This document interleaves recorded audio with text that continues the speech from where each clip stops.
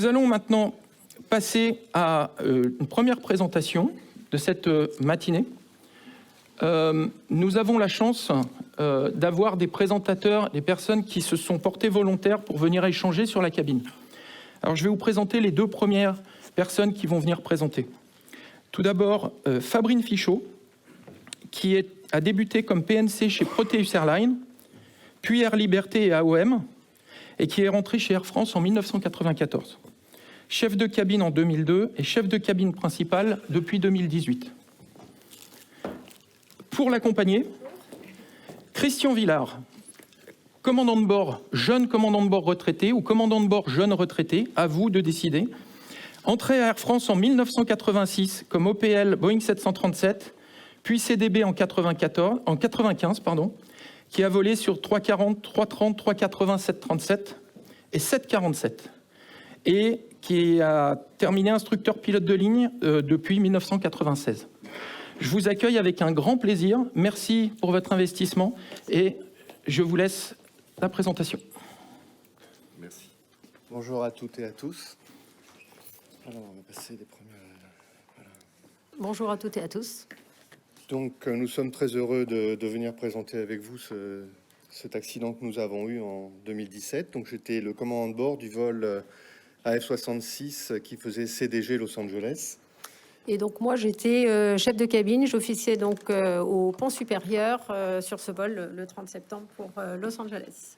Donc il est 13h49 en TU et nous survolons le Groenland, tout se passe bien, tout est nominal, c'est très calme et le service est terminé.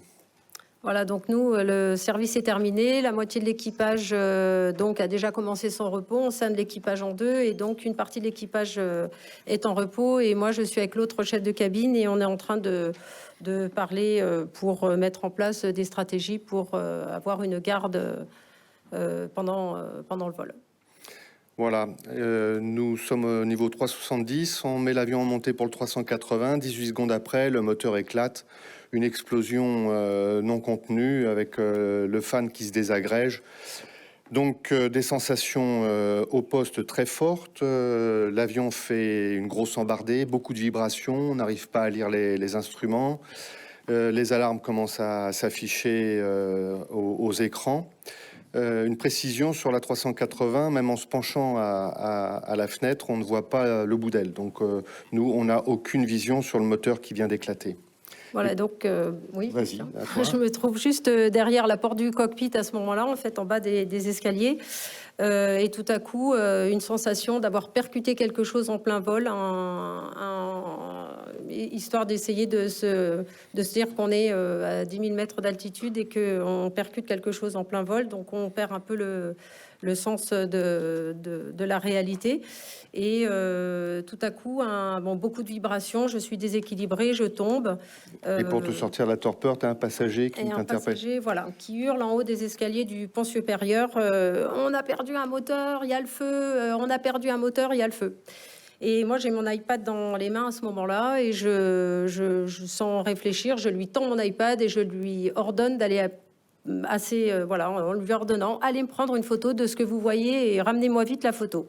Donc j'ai vite la photo entre les mains et j'arrive à te la ramener assez rapidement au cockpit. Voilà.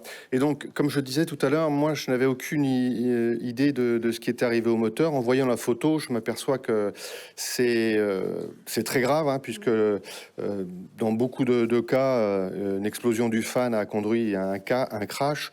Je m'attends à des dégâts collatéraux très, très importants.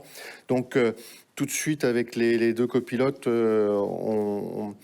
on prend en compte la situation et la première des choses que je vais faire, c'est, puisqu'on va parler des relations cabine-poste, c'est que je veux absolument la fluidité dans les relations et je vais annuler la procédure de sûreté qui m'impose que la porte du poste blindé soit verrouillée et je vais faire déverrouiller cette porte, la laisser ouverte de telle façon que les PNC puissent venir à n'importe quel moment m'apporter des informations sur ce qui se passe en cabine. Absolument. Donc, nous, on met une stratégie en place. On a une présence en cabine très intense, en fait, pour rassurer la cabine. Et le fait, moi, d'avoir cette porte de cockpit ouverte me rassure, en fait, puisque je vois Christian qui repose mon iPad sur le socle au centre. Et là, ça me permet, moi, de repartir en cabine et de me dire... la sensation est calme devant, la situation a l'air gérée, donc je peux repartir vers mes PNC au pan supérieur pour pouvoir voir l'état de la cabine au pan supérieur. Voilà. Et nous, d'un autre côté, comme c'était un iPad, on a pu agrandir la photo et on a vu sur cette photo, là on le voit pas très bien, mais que les becs de bord d'attaque étaient abîmés. Et on est parti sur le fait qu'on avait des chances de ne pas pouvoir sortir les volets. Voilà, là sur cette photo, on peut voir notre approche sur Goose Bay et sur la gauche, vous avez le terrain, une photo satellite du terrain de Goose Bay. Les particularités, le dégagement a été assez long. On a mis à peu près 1h30 pour venir nous poser depuis que le moteur a explosé. Le moteur a explosé au-dessus du Groenland.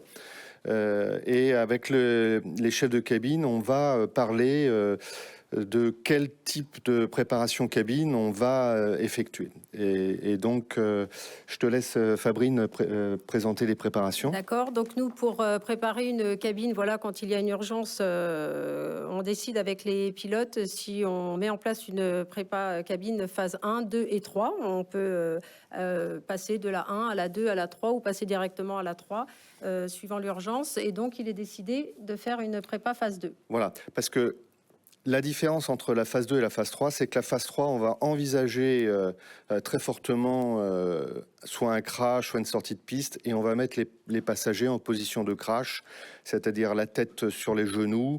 Les PNC, avant l'atterrissage, vont hurler au public adresse « brace, brace, crispez-vous, crispez-vous ». Et moi, je suis pas favorable à ça. Un atterrissage sur 3 moteurs, c'est l'exercice qu'on fait le plus en tant que pilote. On fait ça au moins 2-3 fois par an au simulateur. Pour moi, si l'avion se comporte correctement, je n'ai pas... comment dire, je ne pense pas que ça va se passer mal. Et par contre, on a 497 passagers. Donc forcément... on a des passagers qui sont fragiles, des passagers qui sont malades, des passagers qui ont des particularités. Ce sont des passagers, pour certains, qui, quand le moteur a explosé, ont cru voir leur dernière heure arriver, parce que ça a fait un bruit de canon, ça a bougé, ça a vibré, l'avion est descendu. Et donc, je me pose sur un petit terrain, Goose Bay, un 380. Je ne veux pas risquer d'avoir un problème cardiaque au sol, un problème de malaise, parce que ça va être difficile à gérer. Donc là, voilà, c'est vraiment la relation cabine-poste où on va décider, on va dire, bah non, on va faire la préparation cabine phase 2, on va protéger nos passagers. Voilà, donc nous, la préparation phase 2, c'est vrai qu'on avait une présence en cabine quand même très forte. Donc la phase 1, on avait déjà rangé toute notre cabine. La prépa phase 2, c'est la préparation mentale pour les PNC avec un échange voilà, pour éventuellement les risques qu'on pourrait encourir. Et donc on est préparé pour cet atterrissage en préparation cabine phase 2. Alors, une petite anecdote pour montrer comme quoi la communication post-cabine est très très importante. Avec les copilotes, on sait qu'on va se poser en surcharge, à peu près 40 ou 50 tonnes. Et surtout, on ne veut pas se retrouver en bout de piste avec des freins en surchauffe et des pneus qui se dégonflent. Donc, on va décider de laisser courir l'avion jusqu'en bout de piste et de très très peu freiner avec les roues. C'est une décision pilote. Je n'ai pas du tout pensé qu'il fallait que je prévienne les PNC derrière. Voilà. Et en fin de compte, quand on s'est posé, derrière, ils se sont dit, mais l'avion freine pas, il y a un problème, on va certainement sortir de piste. Et voilà. Donc, c'est là où est l'importance de la préparation cabine. C'est vrai que nous, on n'a pas du tout eu les mêmes sensations qu'un atterrissage, même si on était préparé un peu mentalement. C'est vrai que le manque de freinage nous a quand même tous un petit peu stressés. Alors voilà, nous sommes posés à Goose Bay. on voit que l'aéroport, quand même, est assez désertique. Les moyens sont assez succincts. Là, vous pouvez voir à gauche encore une photo du moteur et puis la photo des bords d'attaque, la photo dessous des impacts que l'avion a reçus. Et donc, tout de suite, avec les chefs de cabine,